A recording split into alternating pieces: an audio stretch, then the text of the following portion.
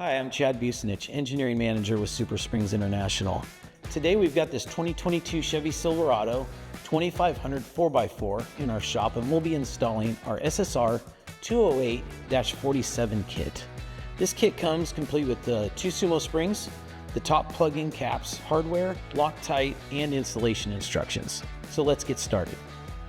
Now that we have the truck up in the air and safely resting on jack stands, we're going to start by removing the factory bump stop. So now take the bolt, place it through the washer and then through the polyurethane cup insert. Place some blue thread locker on the threads and thread it into the top of the SumoSpring. And then torque it down to 20 inch-pounds.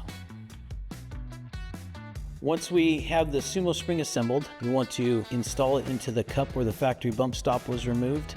Make sure that you push the cup insert all the way up in so that the steel tangs capture the ridge on the cup insert. And that concludes the installation of our SSR 208-47 on this 22 Chevy Silverado 2500 4x4.